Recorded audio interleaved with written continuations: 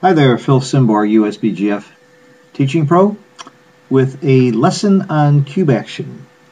We have a position in front of us.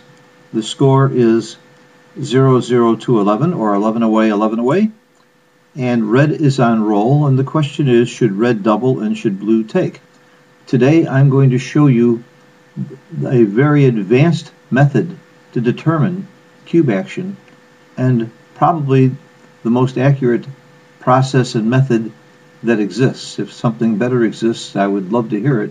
But this is what the top pros use and experts use to determine whether to double and whether to take. You must first of all know your take point, and you must know your price of gammons for both sides. And I know that at the beginning of every game I generally start out that this is a normal match score with a dead cube take point of around 25%. and a live cube take point averaging around 21.5%. And I know that the price of gammons is pretty close to 0.5, where the cube is turned to 2, maybe it's 0.52, something in that range. So that's where you start before you do any cube action. Then, how do you know whether to double or not? I always recommend, and top players virtually always use, unless it's a reference position, Woolsey's Law. Woolsey's Law says put yourself in your opponent's shoes and ask yourself whether you would take or drop, and if you're sure it's a drop, it's a double. If you're not sure whether you should take or drop, it's still a double, because it's an efficient cube that way, and maybe he'll make a mistake and do the wrong thing. And if you're sure it's a take, then you look at market losers to decide whether or not you should double.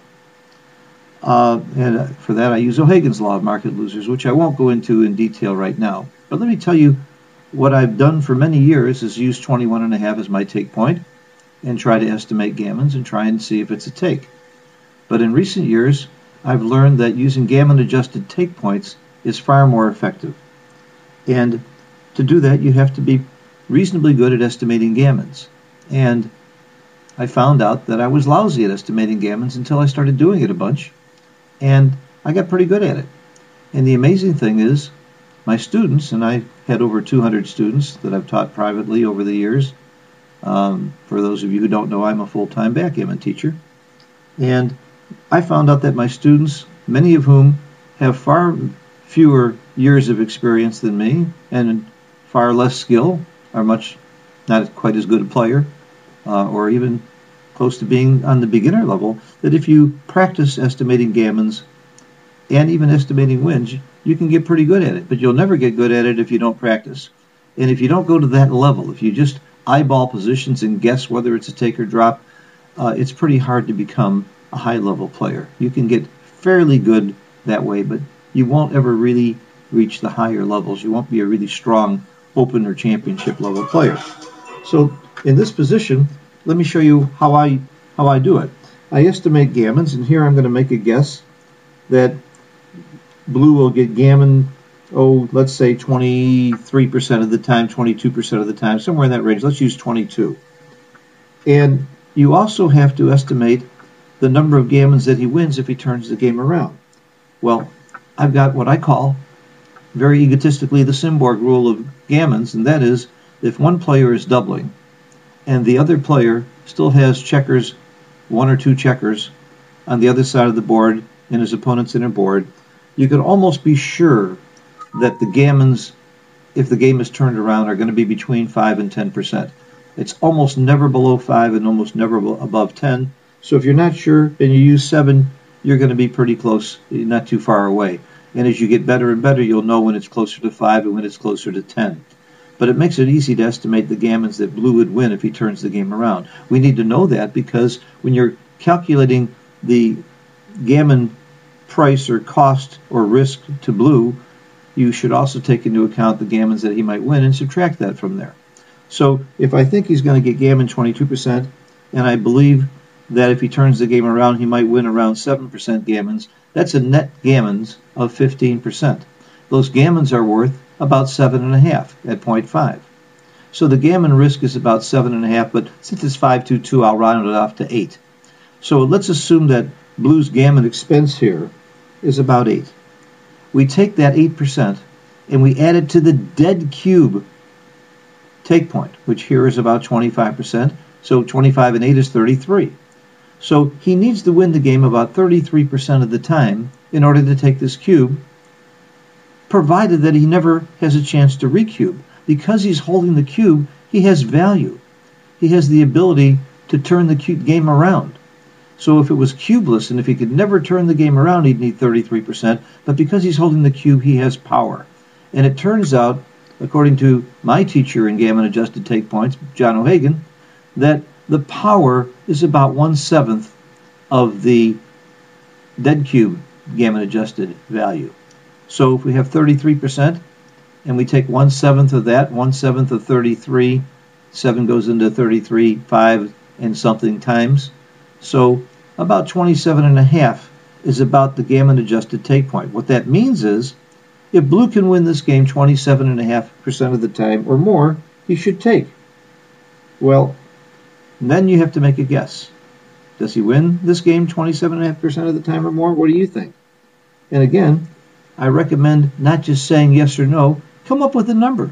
If you guess he will win 40% of the time and it turns out that he wins 30, you've learned something and you'll continue to get better and better at those guesses. And soon they won't be guesses, they're going to be estimates. And I've seen people that I've worked with closely like Neil Kazaros, Jake Jacobs, top players, Stick, Matt Cohn-Geyer. When you pin them down, they're often within 1%. It's amazing how good they are. But it turns out that it's not so amazing. It's just a matter of practice and experience.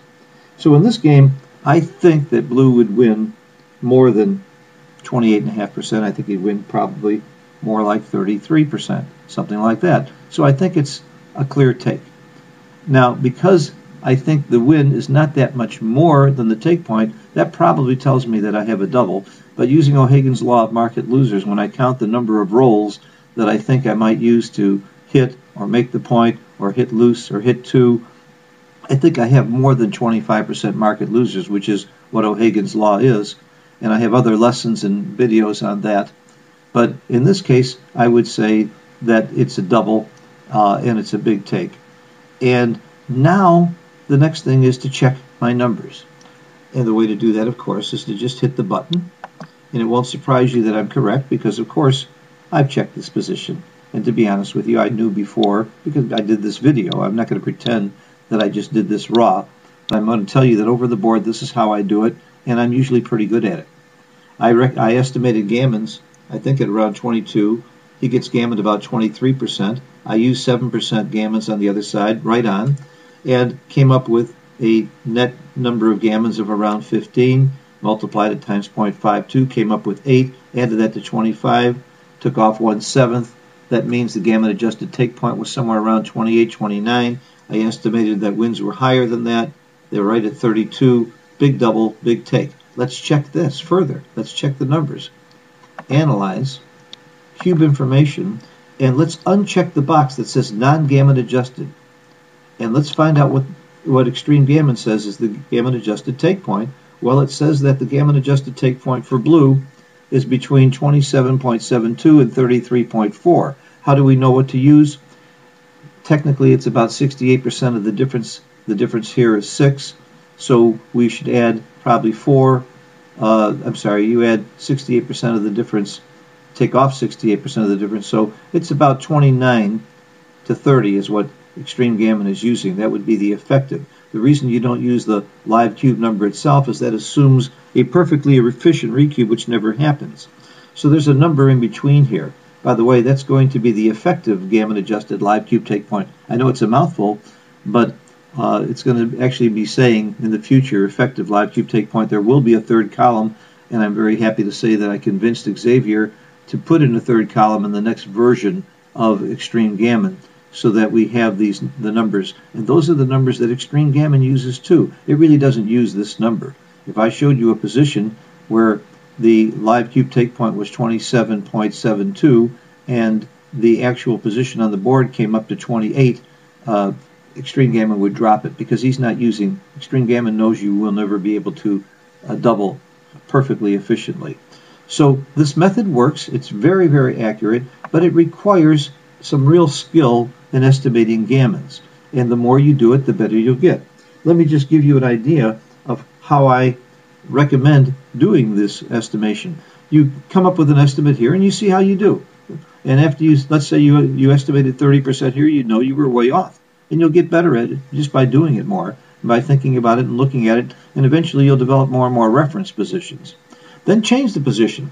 Take this checker here, for example, and put it on the bar. What do you think happens to gammons now? You were going to get gammon, blue is going to get gammon about 23.5% of the time before, but with this checker on the bar, do you think gammons went up or not? Well, of course they went up. The question is how much? You think they went up 2%, 5%, 10%? Come up with a number. Take a guess. Okay, they went up 5%. And you'll get very good at doing these estimates yourself. So now let's see if this is a take. If gammons now went up to 28.5%, and by the way, I would use a lower number now because red's got a stronger position with blue on the bar, so he's probably going to win more, which means he also gets gammon less. So let's use 6 instead of 7. And by the way, I know 6 is right. So now you have 28.5 gammons minus 6 is 22.5. Call it 23. And that's about 11.5 losses. You add 11.5 to 25, 36.5. Take off 1/7, which is a little bit more than 5. So figure that the gammon adjusted take point is now about 31. Well, in the previous game, blue won the game about 32% of the time. It's not brain surgery to figure out he's going to win it less now with this checker on the bar, and probably going to be less than 31. Turns out it's about 28, so this has got to be a drop. Let's hit the button and find out. And sure enough, he wins a little bit under 28%. The gammons did go to 28 and right around 6. The gammon adjusted take point is going to be higher than 27. It's going to come out to about 31. Let's see if Extreme Gammon agrees. Cube information. He's got a live cube with perfect recube of 29, so it's going to be 2/3 of the difference, or probably another 2% over that, which is right at about 31%. So again, we're dead on. So this is the kind of exercise you need to do. This is the kind of work that it takes to get to a higher level. This is what I've been doing the last few years, taking my game to a higher level. And I must tell you, I'm a little embarrassed after playing for 50 years. It's only been about 3 or 4 years that I've gone to gammon adjusted take points. I've resisted it because I just thought it was going to be too hard. And once I did it, I found out it's not that hard at all. And that even if I'm off, I'm better off being off and better off doing it this way than I am doing it the old-fashioned way without really making good estimates. So I hope you got something good out of this. And let me give you some advice. You can go to mindgamecenter.com and take a tutorial for $2.99 on gammon adjusted take points that I have posted there. I've given you the basic theory in a written document that you can access on your Android with a program called Backgammon Tutor, or you can on your computer, mindgamecenter.com. And then there are 10 positions where you can check yourself and test yourself with a discussion of those 10 positions. That alone, using them as flashcards and doing them over and over, will get you to be pretty good at estimating gammons and wins and coming up with the gammon adjusted take point. It's a little bit more work. After you do it a little bit, it becomes second nature and not that hard to do, and you will be much more accurate with the cube. Do you want to be a better player? I don't care what level you're at. This will raise your level. Even if you estimate poorly, even if you're 5% off on your gammon estimates, you're much better off than someone who's not estimating at all. And eventually you're going to be 3% off and 2% off. And you're going to get to be closer and closer to the right answers. And again, it's much better than just looking at this position and taking a wild guess if it's a take or drop. You're going to know more definitively in positions like this whether or not to take or drop.